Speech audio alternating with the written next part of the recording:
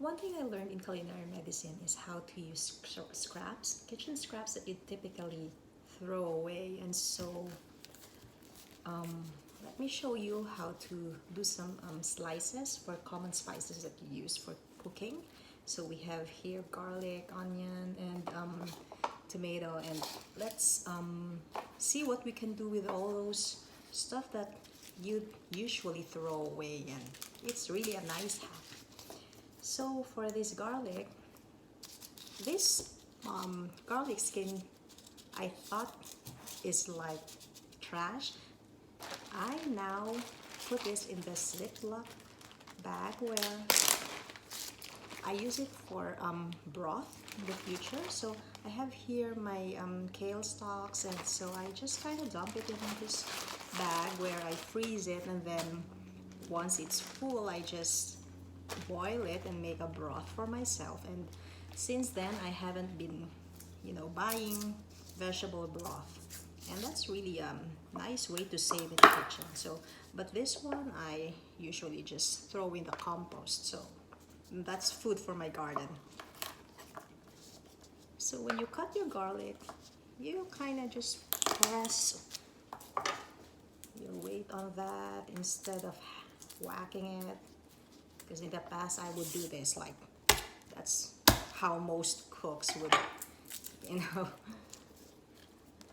prepare their garlic. But in culinary medicine you have some sort of finesse, like we are taught by chefs, and they say this is how you press garlic. And then to mince the garlic, you just run your knife this way and have it slice in tiny bits, equal sizes, and you can then run your knife through it. Just hold the other tip with your hand. So you got your minced garlic there, and if you have a garlic press, yeah, feel free to use that. As long as you have your garlic evenly sliced, that should be good. So it also cooks evenly. And we Filipinos, we love garlics, right?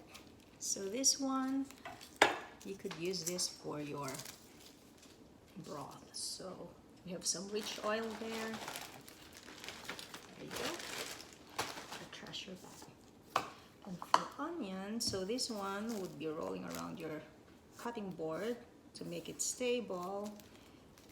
You cut this end, the top end of your onion, because the rooted end would have your oil that would make you cry. So if you don't want to be crying in your kitchen, cut the top end. There you go, and now you have a nice stable onion that won't be rolling around like a toddler, okay? And this one you can save in your treasure bag. There you go. And from here you can cut your onion top to bottom, and then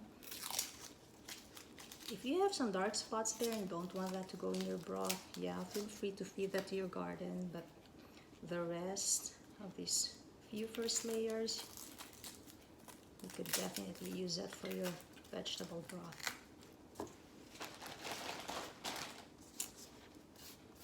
Now to make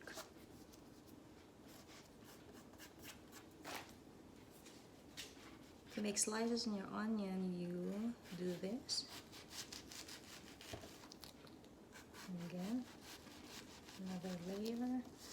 And you don't cut to the very end. You leave some space so that it still holds together.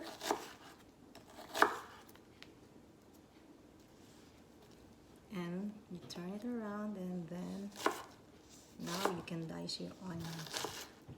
You notice I always have my fingers clawed because you don't want your finger to be chopped off. You don't want that secret ingredient in your broth, okay, or in your stew. So there you go. Now we have our evenly sliced onion.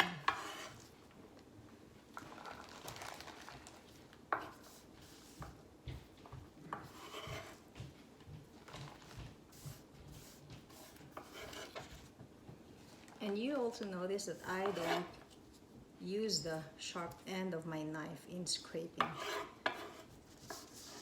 my onion. That way you'll have your knife always sharp.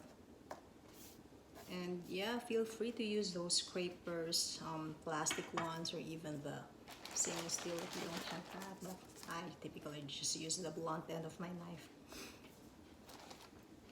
And then for your tomato, you just again chop it, slice it to make it stable, and then once it's flat, here's how you'll know if your knife is really sharp or not. Because if you have a blunt knife, let's see, you'll have a hard time slicing through this. But if you have a sharp knife, I've got a sharp knife, so that's a good way of knowing if your knife is sharp. And you don't want to be using a blunt knife in the kitchen because they say it's more dangerous. Alright, so once you've sliced your tomatoes, if you don't like seeds on your tomatoes, feel free to again put that in your garden compost. And you know what? I have some tomatoes growing in my backyard just because of these seeds. It's really nice. But some prefer to keep it and use it for cooking because it adds moisture to their dish. So again, you can slice it evenly and make some tiny cubes out of these tomatoes. Once you've sliced them thinly, then you can go ahead and make those nice.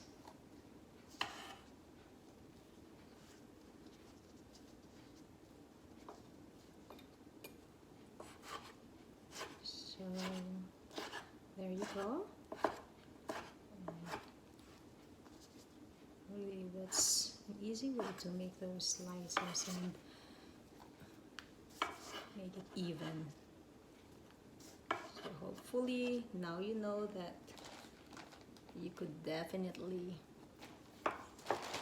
keep those for your compost.